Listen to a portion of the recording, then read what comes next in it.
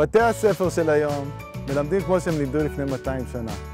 אנחנו, בעמותת תפוח, במסגרת תוכנית פרויקטים בוני למידה, הופכים את הלמידה למעניינת, מאתגרת, מגוונת ומשלבת טכנולוגיה.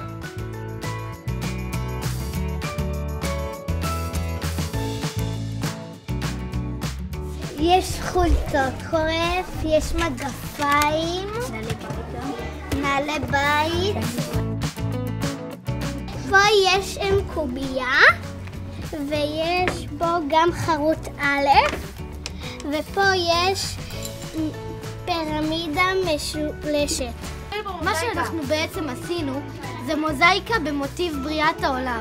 כל קבוצה בחרה בעצם יום שבה היא מתמקדת, ואז אנחנו בעצם לוקחים מעין תמונה שאנחנו יוצרים על פי הערכתנו של מה היה באותו היום, ואז אנחנו בעצם יוצרים עבודת מוזאיקה.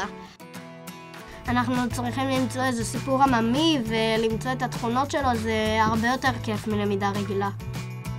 המחקר שלנו זה מה הבעיות הבזבוז של המים ואיך פותרים אותן.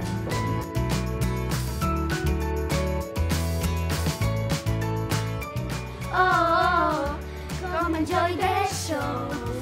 One more test and I forget everything. אם פעם דיברנו על ללמד את כולם פאורפוינט, היום אנחנו מבינים ש-PBL פותח לנו אופציות נוספות. ובעצם גם הילדים לומדים כלים חדשים, גם המורים. במסגרת תוכנית פרויקטים בוני למידה, המטרה שלנו היא להכיר וללמד מורים מגוון מתודות הוראה שונות. המטרה שלנו היא לייצר למעשה ארסנל כלים רחב מאוד אצל המורה, כדי שהוא מגיע לכיתה הוא יוכל לבחור ביניהם איזה כלי הוא רוצה להשתמש למטרות שאליו הוא רוצה להוביל את השיעור.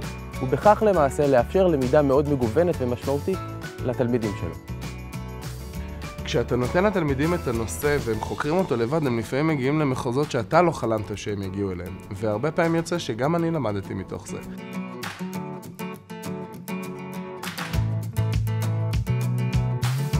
חברות ואיך זה לעבוד בקבוצה.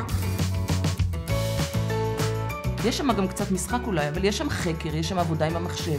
הם לומדים תוך כדי גם כלים נוספים. כל הנושא של כישורי חיים, היום בלי עבודת צוות בשום מקום אי אפשר להתקדם. אם אנחנו נשאל את הילדים הכי נהנים. היעד שלנו, של בית הספר, שעד סוף השנה כל המורים יהיו בתוך התהליך הזה, ואנחנו כמובן הולכים איתו קדימה, זה מבחינתי מקום של אל חזור, זאת אומרת אין דרך חזרה. אני מזמין אתכם להצטרף אלינו. יחד נחולל שינוי משמעותי בבית הספר שלכם.